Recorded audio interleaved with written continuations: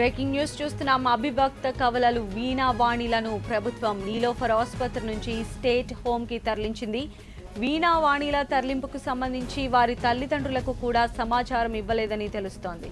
దీనికి సంబంధించిన breaking news మనం ఇప్పుడు చూస్తున్నాం. దీనికి సంబంధించిన అడిషనల్ డీటెయిల్స్ ఇవ్వడానికి మా రిపోర్టర్ సతీష్ మనకి అందుబాటులో ఉన్నారు. సతీష్, చెప్పండి, ఎలాంటి సమాచారం లేకుండా అవిభక్త కవలలైన వీణావాణిలను స్టేట్ హోమ్ కి తరలించారు? ఏంటి రీజన్ ఏంటి? అక్కడ ఉన్నటువంటి వారు ఏం చెప్తున్నారు దీనికి సంబంధించి?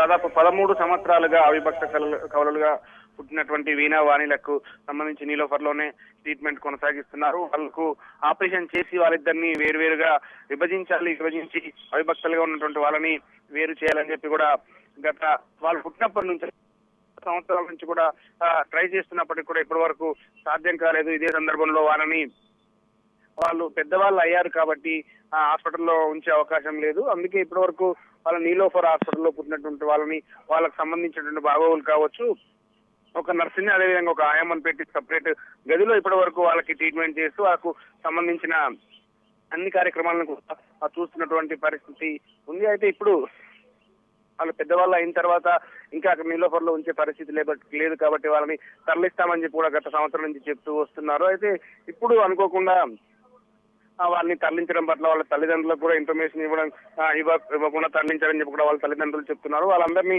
మేము గతం నుంచే చెప్పాం కాబట్టి 6 నెలల కింద నుంచి ఈ ప్రాసెస్ జరుగుతుంది, స్టేట్ హోమ్ కి తరలించాలని చెప్పి మేము చెప్తున్నాం కాబట్టి ఇసుగూడలో ఉన్నటువంటి స్టేట్ హోమ్ కి తరలించామని చెప్తున్నారు. అయితే ఎవరికి చెప్పకుండా వీణావాణిలకు సంబంధించినటువంటి బర్త్డే వేడుకలు కావచ్చు, మిగతా చిన్న ఇన్ఫర్మేషన్ ఉన్న మీడియాకి చెప్పి చేసేటటువంటి ఆసుపత్రి వర్గాలు ఈ విషయంలో ఎందుకు డైరెక్ట్ గా ఎవరికి చెప్పకుండా వాళ్ళే సొంతంగా నిర్ణయం తీసుకొని ఆసుపత్రికి తరలించారన్న దానిపై కూడా వాళ్ళ తల్లిదండ్రులు వాళ్ళ బంధువులు ఆవేదన వ్యక్తం చేస్తున్నారు. సంధ్య.